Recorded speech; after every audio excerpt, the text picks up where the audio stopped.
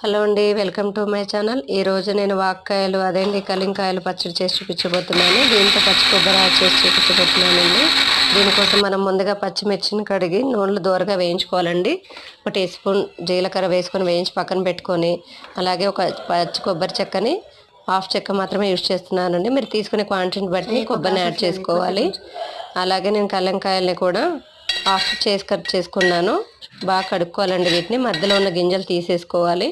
ఒక 5 మినిట్స్ వరకు వేయించుకుంటే సరిపోద్ది. పసుపు వేయించుకొని ఇవన్నీ బాగా చల్లారాక ఒక 5-6 వెల్లుల్లి రెబ్బలు ఉప్పు వేసుకొని మిక్సీ పట్టుకోవాలండి. ఈ పచ్చడి చాలా టేస్ట్గా ఉంటుందండి. రైస్లోకి, రోటీలోకి, దేంట్లోకైనా చాలా బాగుంటుంది. మనం ఒకసారి ఇలా గ్రైండ్ చేసుకున్నాక ఒకసారి మళ్ళీ బాగా కలుపుకోవాలండి. ఇదంతా బాగా కలిసేలా కలుపుకొని బాగా మెత్తగా ఇలా మిక్సీ చేసుకోవాలండి. మీకు అవసరమైతే దీంట్లోకి వాటర్ కూడా యాడ్ చేసుకోవచ్చండి. మెత్తగా అయ్యే వరకు మనం మిక్సీ పట్టుకోవాలి. అలానే బాగా పేస్ట్గా చేసుకోకూడదండి. కొంచెం అటు ఇటుగా చూసుకొని మీకు ఎలా అయితే ఇష్టమో అలా చేసుకొని పట్టుకోవాలండి.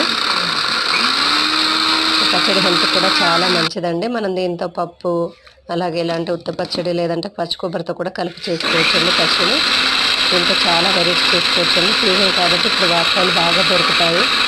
మీకు నచ్చితే మీరు కూడా ట్రై చేయండి. అలాగే లైక్ చేసి షేర్ చేయండి. ఇలా మనం మెత్తగా మిక్సీ అయ్యే వరకు చేసుకోవాలండి. ఇదంతా బాగా కలుపుకుంటే మనకి మెత్తగా అయిపోయింది కదండి. ఇప్పుడు మనం ఇదంతా ఒక గిన్నెలోకి తీసుకుందాము.